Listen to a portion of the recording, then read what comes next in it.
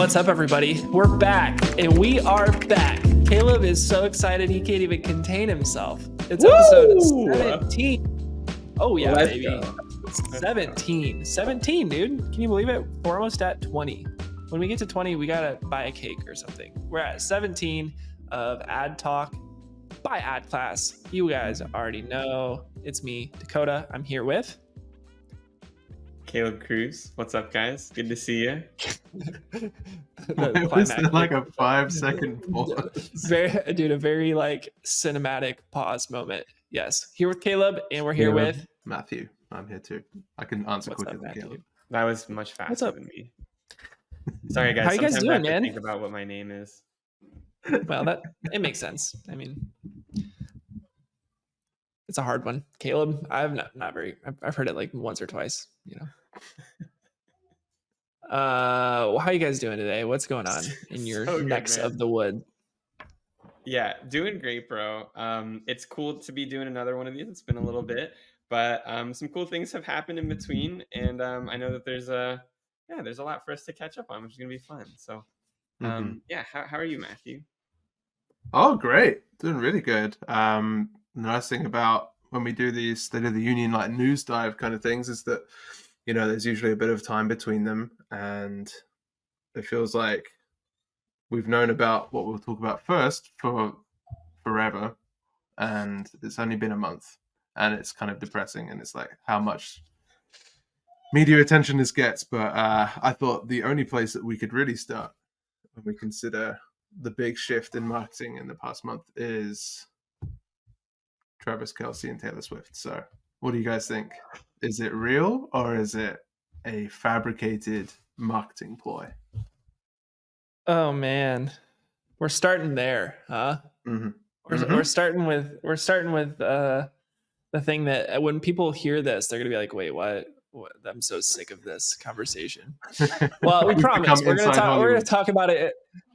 We're gonna talk about it in a new light. We're not TMZ here. We're talking about the marketing implications, potentially, of Travis and Taylor. So yeah, good call out there, Matthew. Let's kick it off there. And again, this episode 17, this is a State of the Union, as it were. So we're going to be going through a lot of different topics today, but we're going to start with the one that is probably, in my opinion, started off as something that the whole world was like, "Oh, that's adorable," and then 2 or 3 weeks pass, and now we're all like, "Okay, can we just like not with this?"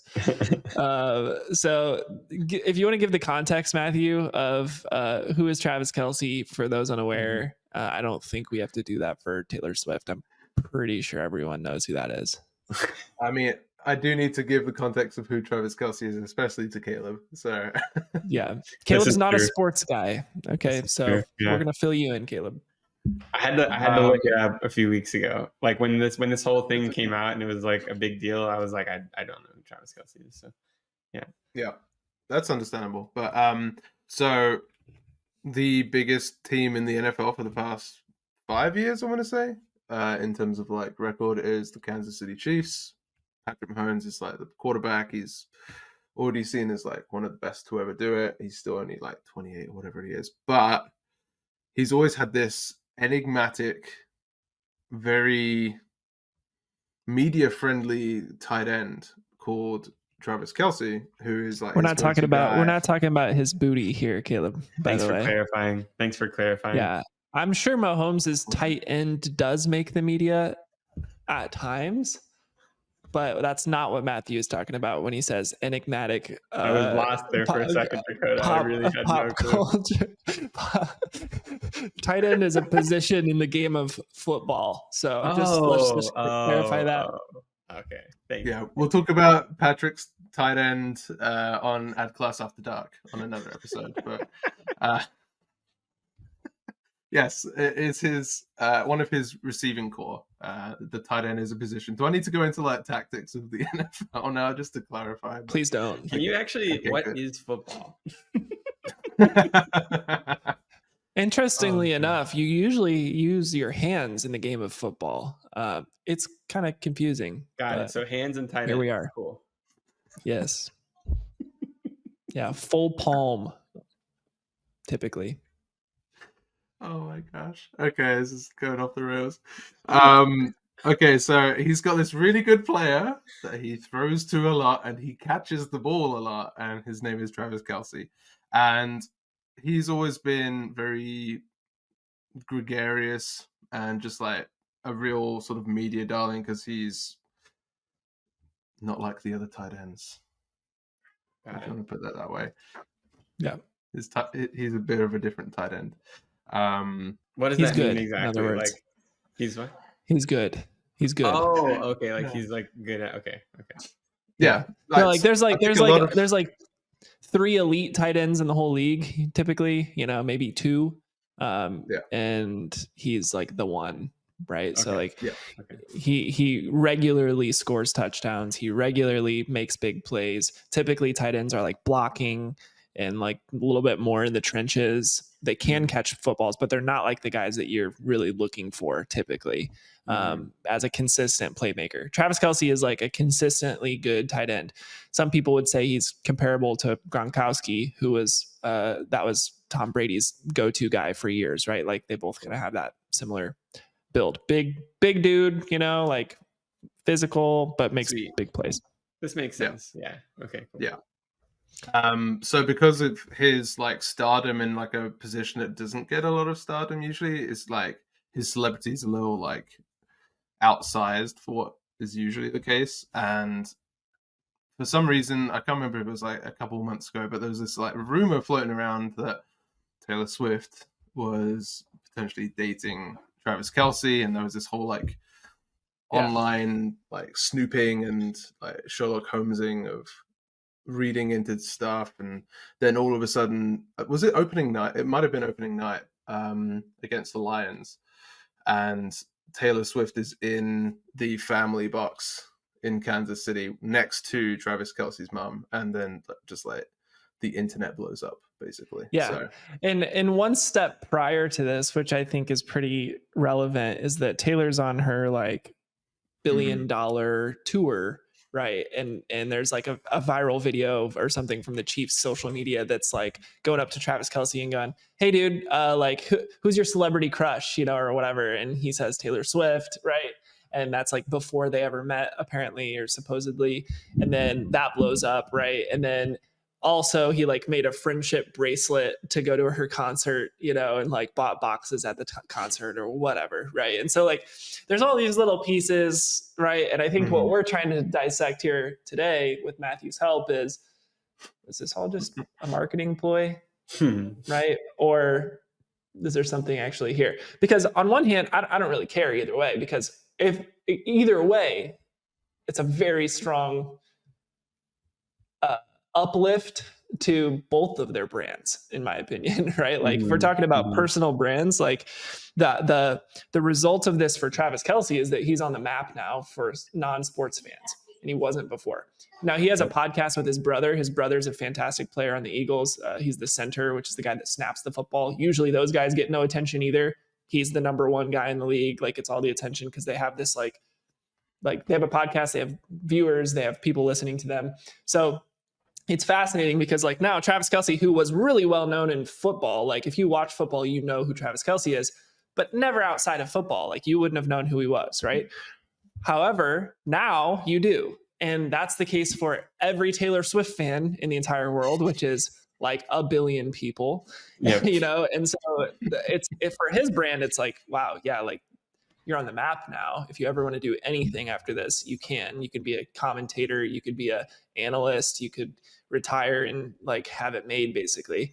But for Taylor, I think it also kind of builds her brand because she's always been going for this, like she wants the appearance of a normal person while also like this stardom, and she does pretty dang good at it. Like if you watch like the VMAs or like any awards show that she's at, she's like with her friends getting a little bit tipsy on cocktails and dancing, and she's not like sitting there like cross, I'm Taylor Swift. She's like cheering on the performers and being a normal person.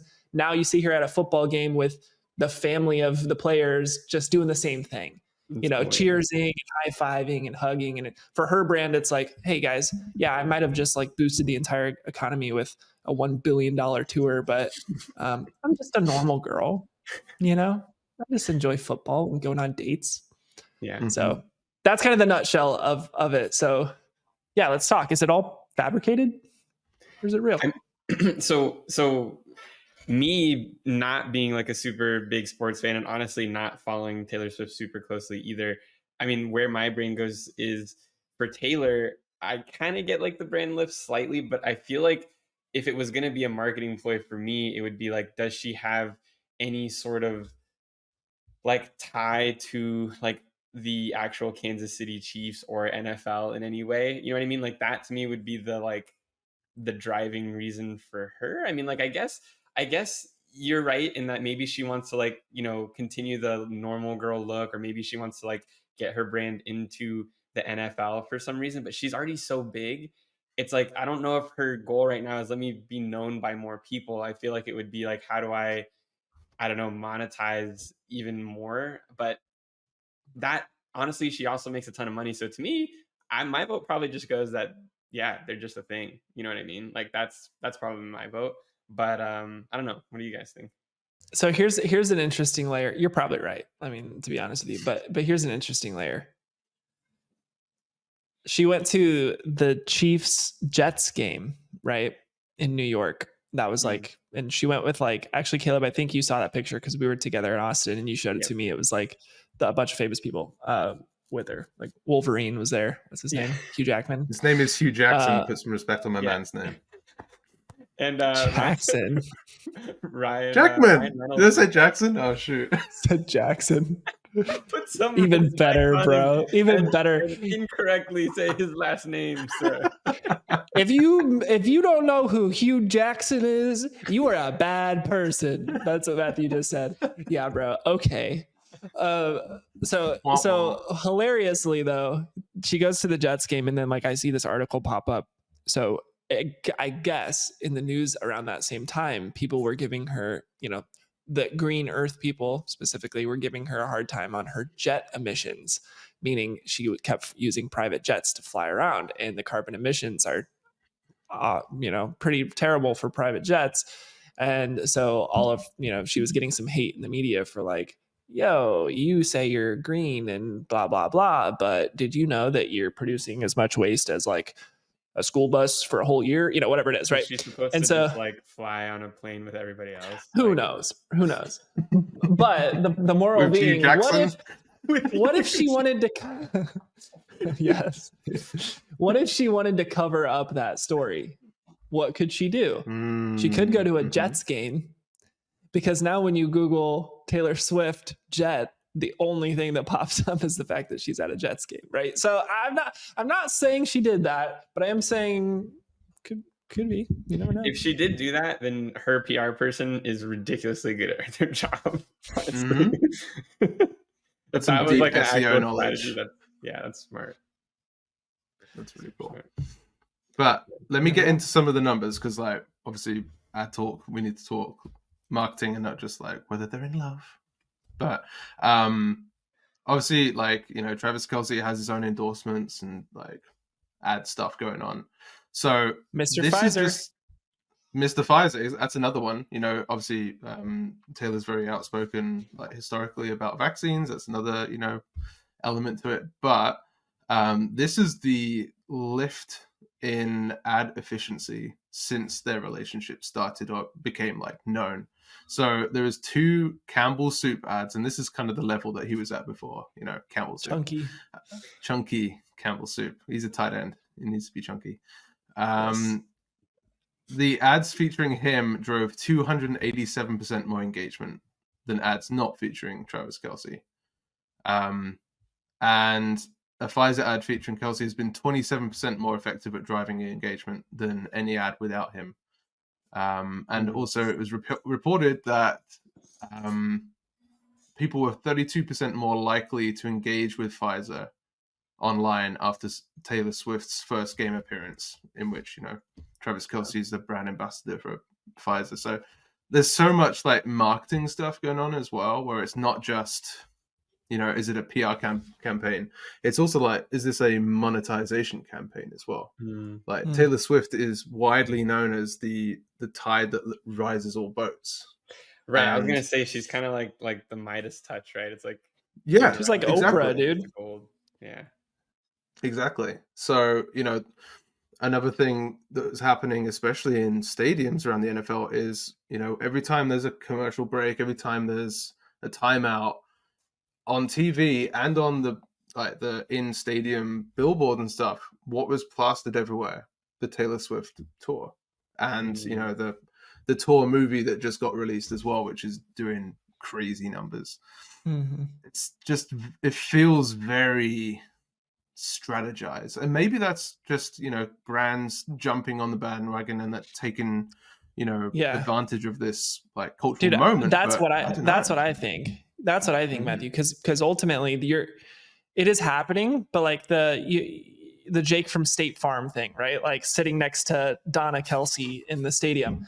This is not. I highly doubt Travis and Taylor sat down and go, you know what we could do? Like that's not a thing. But all of the stakeholders around them are seeing this and going, how do we get our piece? Right? Like if you think about it, like, dude, people are leeches to people like Taylor and Travis. They're gonna see them and say, how can I get my piece? So much so that like the last game, who was right behind Taylor Swift in the box? No, none other than Jackson Mahomes, right? The little brother of the quarterback, who is also a TikTok star and is constantly in the media for like being too much because he just wants attention. He found his way into the box and got behind Taylor, right? So that now all the pictures of Taylor, he's there also. And so like that's kind of how these brands are viewing it, is like, how do we get our share of this money? Because there's attention, and where there's attention, there's money. And I feel like they're doing a really good job, like in terms of like State Farm taking advantage, like even Taylor's tour people. Ryan Reynolds, and like he's kind of like lately been one of the kings of using his celebrity status in business, right? Like Mint Mobile and everything in there. Like it's so that's interesting to me that he's there, because he seems like the kind of guy that would figure out how to get in the booth. You know what I mean? Like, it's interesting. It's cool. For sure. It is. That's a good point. Yeah. All right. So I think our consensus is, who knows, but either way, it's been kind of a masterclass in viral marketing, right? Like one other thing before we like leave the Taylor Swift topic is like, do you guys think in our lifetime we've had another star at this level? Because like looking back at like our parents' generation, even our grandparents' generation, right? Like you had people like Elvis Presley, you had like Michael Jackson, you had like these like mega stars where like everybody was like dying to get at their concerts. And I feel like Taylor is like our generation's biggest star. I don't know. I mean, like, can you guys think of anyone else that has outdone her? Like, not across, if we're talking music, no. Yeah. Agreed, Matthew. Go ahead. Because like the people that spring to mind, you know, like One Direction, that kind of stuff. That the fan base there leans always like young female, and sure, there's a ton of young females in Taylor Swift's fan base too. But like, you know, you'll see middle-aged women being a huge fan, like guys who like country and like guys who like pop, that kind of stuff. Like, you know, one of my favorite shows of the past couple of years, The Bear, there was a huge moment, or a couple moments in that recent season. I know Dakota loves this too, so but you know, there's a line in it where one of the characters is dropping his daughter off, and he says something like, "And honey, I love Taylor Swift too, but not all the time." You know, it's like emanating across generations and across like gender, which doesn't usually happen at this scale. So outside of like TikTok, boy band, like K-pop kind of stuff, no, not K-pop, since. K-pop is probably another one, but like, but not to the level of like none of us would recognize a BTS guy on the street, you know, like, so here's the thing, dude. If we're gonna really dissect Taylor and think maybe is she a genius marketer, here's where the case could be made. She starts off like as herself in country music, right? Come up star in Nashville. That's where I fell in love with her music. Like in high school, I listened to all of her first albums, right? There's a period where she goes like pop. I listened to some of it, but like I wasn't like religious about it, but like, I don't know about you, I'm feeling 22. Who didn't listen to that when they turned 22, right? Clipping and then that, there's like, by the way. there's all of these genre switches she does. She goes from pop to like folk. She's doing songs with Bon Iver, right? And as we're growing up, because like basically this was like our generation, like millennial generation, that her music, like for me at least, it was like age 13 to now, and she's still dominated. I think what we found is that she's made herself all things to all people. There's a part of her history or her music collection that resonates with almost anyone. Like it's hard to like hate all of her music. It's also hard to love all of her music, in my opinion, but like you find like the part that you really resonated with, whether it's because of nostalgia or it's a genre you like or whatever, and you're like, dang, Taylor Swift is freaking awesome. Like, what else is there to say? You know what I mean? And then she goes and has the biggest fan base in the world of like loyal people who are like, I will die for you, Taylor. I will take a bullet for you. There's probably millions of people in the world that would do that for her. You know what I mean? And so that those two things combined, I think, are incredibly important to the reason for her popularity. Because it's not like Elvis. Like Elvis was different because like that was just like, oh, all the young people love Elvis because he's like doing stuff that like nobody's done before, right? This is different. This is like she's permeating different demographics of people, right? That's a really cool way to think about it. I haven't thought about like her magic touch being that like her life kind of is like told in this story of music, and you just kind of have to figure out like which piece of that life resonates with you. You know what I mean? And that's pretty neat. That's a pretty neat way to think about her. It's cool. Yeah, she's smart, and she's presented herself as the every man or every woman, if you will, and does it musically, does it personally. So of course she would have this huge following that 400% sales jump in Travis Kelce's jersey. Guess who's buying them? It's not Kansas City Swifties. fans. They've already got it. Yeah, that's right. Exactly. So I was at a coffee shop. I gotta own up to this one, Matthew. I was at a coffee shop a couple months ago, and there's a flag in the corner, and I'm like, oh, cool, it's a British coffee shop. And so I take a picture of the flag, which I thought was the flag of like the UK or whatever. Then I sent it to Matthew, and he goes, you know that's the Australian flag, right? And I go, yeah, dude, for sure. Pretty funny though, huh? Yeah, but I literally didn't. Was like it just looked the same to me. I need to see a side by side, but the Australian pretty similar. The 3 white stars, right? Or like the like. It's got stars, yeah. So this is a huge freaking tangent, but the Australian flag is the Union flag with like up in the upper quartile, and then stars. And then there's like like I feel like some stars going up the side of it, Yeah, so it's like representative of its origins with the UK, and the stars representing, the prisoners looking up out of the prison at the stars. So, are you for real? There's no way. There's no freaking way. The Did stars you probably have to make that represent the different like provinces or yeah, Australia started as like a prison colony, right? Yes, I do know that. Yeah. Okay. Yeah.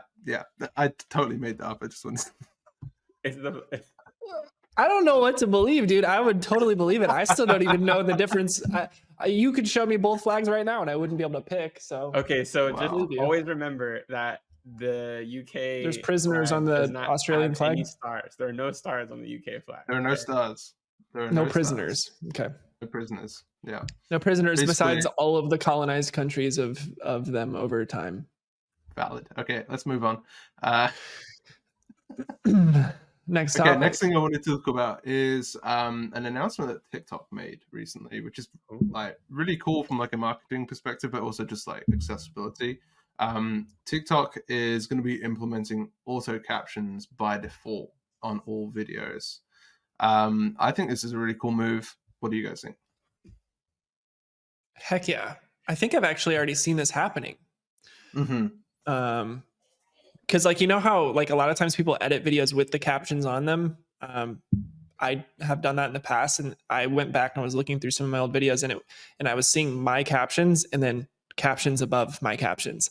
So it was like the exact same thing twice. And so I've already seen that happen. TikTok's already doing that.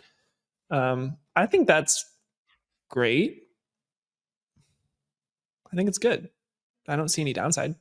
Yeah, I mean, like, I think the only downside is the appearance or like the brand feel or customization of it. Because I think, for example, I mean, obviously, if we all go back to like why did captions become a thing, you have to call out Alex Hormozy, right? He kind of like blasted this whole short form like captions on your reels sort of a thing. But I think, like, I guess what I'm trying to get at is like, if what's happening to what happened to you, if that starts to happen to everybody, then they're going to stop doing the custom captions and just opt in for what TikTok has to offer. So I think anyone that's maybe relying on like the captions as their differentiator, or like something that maybe looks cool for their brand, it might start to not look cool if there's like if they're doubled up on each other, if that makes sense, right? So yeah, good point. Well, so I think you can turn it off in your own personal settings, because basically it's like you can click on them when you're going through the feed. You can click on the captions and say like turn off. But that being said, by default, people are going to see them. I think it's a good move for creativity as a whole, because I don't know about you guys, but the captions get old really quickly for me. Like I guess let's take a poll. When you watch TV, subtitles on or off? I TV usually movies. have them off, but I turn them on now that I have children, because sometimes there's lots of noises going on. I do that. Okay. See, we're on by default in our house, especially when watching something crazy like Great British Bake Show. No idea what those people are saying. So I turn the captions on. Or Peaky Blinders, same way. I'm like, dude, I would not have caught any of that. However, we've been captions on by default for years. Like, we just, for whatever reason, it's a quality of life improvement. So I like that TikTok has that option. But what I've noticed is that the auto-generated captions are like sometimes more distracting than they are accurate. So like, people speak weird sometimes, and it's very hard for AI to like generate a caption that matches that. So now creators are going to have to go in and actually modify their captions in the app, and it's this whole new thing. So it is kind of a weird process there. But creativity wise, like, hey, if we can get away from just like recording a video and throwing some generic captions on it just because Alex Hormozy did it or whatever, I feel like that's a good thing, you know? Like, yeah, I agree. I wonder from like a marketing perspective, how ads will like do in terms of engagement and like click-through rates. Because one thing I constantly do is just have my volume off when I'm on social media, so I don't actually get any audio. So, you know, normally I'd scroll through and like there's an ad and I don't know what the sound is, I don't know what it's saying. I wonder if, you know, someone like me who has the social media like volume off is scrolling and then they come across an ad and they see the captions, and that's what like grabs them in. So I wonder if that will actually have a big impact there. Definitely. So what we do, like, so there's that's the primary reason to have captions, right? Is because ultimately I think everybody starts audio off by default. Like, maybe not everybody, but most people are not trying to like just have a loud phone in a public place, right? So the captions get your attention, hopefully enough for you to be like, oh, I actually want to listen to what this person is saying. Like that, I find myself doing that all the time. What's interesting about the TikTok thing here, and Facebook does this too, when you go to upload an ad or a video or whatever, you have the option to also upload a captions file, an SRT file. So like anyone that's a video editor knows that like you can actually input the captions into your video editing software, export the video, export the SRT file separately. So it's like an accurate version of your captions. And then you can upload that to the ads manager or Facebook or whatever. The reason why that is actually a better way to do captions is because exactly what you just said, Matthew. The platform knows if the user is on mute or not, and it only shows those captions if they're watching the video muted. So for me, that's the ideal situation, is like TikTok knows that it's on mute or whatever, but no one watches TikTok on mute, right? Like that, you kind of go there to watch with audio, in my opinion. But like Instagram or Facebook, the video pops up, you're not actually listening to it, but you are seeing the captions because it's on mute, rather than just always on by default burned into the video. So I like that captions are being treated separately from the video. One final thing that this helps with is, how many times have we asked our editors to edit a video and they give us something back and the captions are jacked up? And we have to go back through the review process again because they have to re-export the whole video after fixing it. This fixes that problem too, because now you're just in the app and you can just change the word. Okay, so the next thing I wanted to talk about is a report that NPR and PBS put out, which is saying that since they left Twitter, now X, there has been little to no effect on referral traffic back to their site. Joker. Sorry. I mean, I don't think it's any secret that we've been like pretty anti bullish, so bearish on the anti-bull, dude. We are anti-bull on X. Yeah, but it's just like one more like nail in the coffin, I feel like. So do you think that Twitter is actually going to die at this point? Because I feel like we've been watching a very slow death in slow motion for a long time. Do you think what's going to happen? I'm still using it. I was going to say, I don't think it's going to die. I definitely don't think that's the road.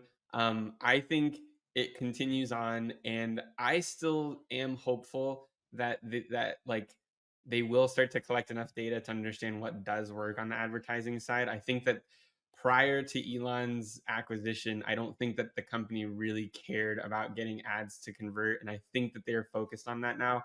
I think it's going to take time. I am hopeful that they will get there. But yeah, they're making a lot of mistakes along the way, in my opinion. But I think they'll get there eventually. I don't think they're gonna. Is it? Are we able to find like active user trends? Or it's probably not public because he bought the company, but because he's against free speech. Yeah. Yeah, exactly. No, he's very pro. He's pro free speech, Matthew. No, dude. So here's my thought on it though. Like, yes, I think they're gonna focus on getting the ad platform better, but like if there's fewer users, then why does it matter? Like, like traffic is traffic. If NPR is coming out and saying, hey, we're not on X anymore and we still get all the same amount of traffic that we used to get, basically what that means to me is that like X is becoming this like siloed place where only certain types of people are talking, right? Like kind of like Reddit. I love Reddit. I use Reddit a lot, but it's not something that's mass market. It's not there's not, I don't know, like mom and dad aren't going to be using Reddit, right? It's very niche. Sure hope not. And so, yeah. Well, no, it might expand their horizons a little bit. I don't know, but anyways, there's some parenting threads on Reddit. There are. It's an interesting thing though.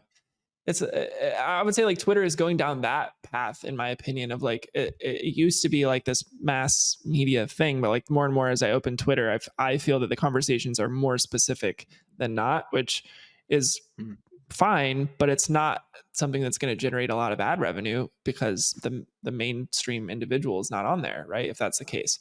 So I'd be interested to see, like, I really don't know which way it's going to trend. I do know that they're also bringing out some subscription based stuff now. Like they already had like the premium model or whatever with the check mark. Now they're doing like a lower tier of that's like all the same benefits, but no, they're changing that to the lower tier. It's all the premium benefits and ads. And then there's another tier where it's all of those benefits and no ads, right? And so that to me speaks to the fact that he's not seeing the money he wants to be seeing from ads still, right? Otherwise, why would you try to have an ad-free version? Yeah. So. I do have some statistics to throw out. So at its peak, which is in 2022, there was estimated 368.4 million number of users. And then it's declined to about 353.9 million. So that's 15 million down. And then it's projected to go down next year to 335, which is a 5% decline from its peak. Yeah, but he's going to say it's all bots or something is what he's going to say, right? He's going to come out and say, yeah, we've been scrubbing bots off the platform. This is expected, who knows what's real and even still not. Even if it's not, I mean, like those aren't catastrophic decline numbers, I mean, it's not good, but it's also not like 30%, you know what I mean? So yeah, I don't know. It's winning the war of Threads versus X. I mean, that's for dang sure. But yeah, it's just interesting it'll be interesting to see. So I got a notification this morning actually I opened X, as I do sometimes, and it said video calling and messaging, or video calling, phone calling, and video calling are now a feature on X. So like basically you like can a like WhatsApp? FaceTime. Yeah, you can like call people on the platform now. So it's like, to me, dude, I don't follow anyone on Twitter, whatever it is, that I would want to call. Like, not one person. It's not for that, in my opinion. But he's trying to make it for that now. So he wants to also bring in like a payment processor, right? He also wants to do like, he wants it to be like the app. And I'm just like, that doesn't seem like the vision for what it should be. So it's confusing. I don't know. Yeah. It is confusing. Yeah. Threads has not picked up anything. So at the moment, it's looking at about 23.7 million monthly active users compared to X's 56.1. That's in the US alone, but still, that's pretty far off, especially considering the huge like launch it had. So yeah, I don't think Twitter's still not going anywhere. But I'm still bullish on Threads, dude, because have you opened Instagram lately? Oh yeah, they're always like dropping like thread things. So we talked early on. Remember, we talked early on about this. Like, how are they going to build the user base after this big launch? This is just phase whatever of the plan where they're like, oh, you know what? There's certain people who use Instagram who scroll through these threads and click on them and then sign up or follow. That's going to keep happening. They're going to keep finding ways to bring you into the Threads ecosystem. And I think to like round out the conversation, what you just said earlier about like X not being for the mainstream person, I think that's where Threads will pick up that audience, right? Like I think X will remain very niche and specific and like specialty conversations. And you'll see Threads as the like, here's where we just talk about whatever and hang out and like your grandma's on here and like whatever, right? Like that's what I think is going to happen. And I don't mean like that, like it's going to be a bunch of old people. I mean that as in like the whole family can get in on the conversation. Can use it. Yeah. Agreed. Agreed. Yeah. Oh boy. Or maybe it's just a place for people, you know? Also, one other feature that Threads did that I wanted Twitter to do, and I thought you could do on Twitter. I don't know if I messaged you this, Caleb, like months ago, or maybe it was Matthew, and Matthew were like, why don't you just do a video instead? I was like, dude, I just have these thoughts that I want to just like record audio, like almost like a daily, like just thoughts of like what I'm working through. And I want to just post them as tweets, like almost like a podcast, but just like short bits. Right. Well, guess what? On Threads, you can just push the microphone button and record what you want to say and it posts it. Twitter doesn't have that. Cool. I didn't even know it was a thing. Yeah. When you say like post it, it does it as like words, or is it posting your audio clip? Dude, it literally does like a transcription of it and posts the audio. It's really cool. So both. That's really cool. Both. Yeah. So let me just show you really quick. So you push this microphone. So it brings up like this page. I push record. Now I'm talking. We're talking about Threads, whatever it is. Push stop. And then it does. Oh, whoa, that's really cool. Okay. I'll write that out for you. Neat. Yeah, so it's like it transcribes it. That's cool. And then you can post it as the transcription with the audio. That's exactly what Threads should be doing. That's really cool. Yeah, so then now it basically wrote out the words and attached the audio. That's actually very cool. You can post it. Which is something I've been wanting out of Twitter for a long time, and they just came out with it quietly and didn't tell anybody, basically, Yeah. Very cool. Anyways. Yeah, I think Threads has a future still. I don't think it's growing, massively by any means right now, but I think it'll get there. I really do. Whoa. You took Matthew's breath away with that summary. That's a great note for us to end it on. I think so. Oh, goodness. All right. Well, you heard it here first, folks. This has been a fantastic episode 17 of AdTalk by AdClass. We're always recapping what's going on in the advertising world. But did you know that this isn't all we do? We also have a full service marketing agency. If anyone out there feels that they would love some expert attention on their business, to actually scale you to the next level. We're not talking about, spend a couple dollars on ads here and there. We're talking about, here's where you're at. Here's where you want to be going. We'll help you map it out. We'll actually bring in experts to do the ad buying, the funnel strategy, all of that good stuff. We'll get you to that next level. If that's something that you're interested in, you know where to find us, adclass.com. Come check us out. And then part 2 of this little quick mini announcement is something that I didn't even tell these guys that I'm going to talk about right now, but we're going to hold ourselves accountable to it. We've got another podcast in the works. Ooh. And so if you've ever found yourself wanting to balance a healthy life, and I don't mean like, working out and whatever, I mean healthy in all aspects, meaning spiritually healthy with your family, healthy with your relationships, healthy with your work-life balance and habits, but you also have the desire to do something impactful with your life, to make some money, to provide financial freedom for your family. If you've ever found those two things not really meshing, we're going to be talking a lot about that concept in our newest podcast, which is going to be called Do Not Disturb. So we'll keep you posted on that, but we're really pumped about getting deeper into the weeds of what does it mean to build a business, to build a career, to focus on the things that you have to focus on, especially as like a man in this world, to provide for your family and to kind of do the hard career stuff. What does that look like? While also having the family, enjoying the time, and loving the people around you. It's not easy. It's a balance, but that's something Caleb, me, and Matthew find incredibly important in our lives. So we're going to be talking about it, breaking it down, and just having some real conversations. So love it. I'm so excited for that. It's going to be so much fun. I think Caleb needs to take care of his family right now. Anna's back there. Speaking of. Love it. All right, y'all. It's been fun. Catch you next time, guys. See you guys later.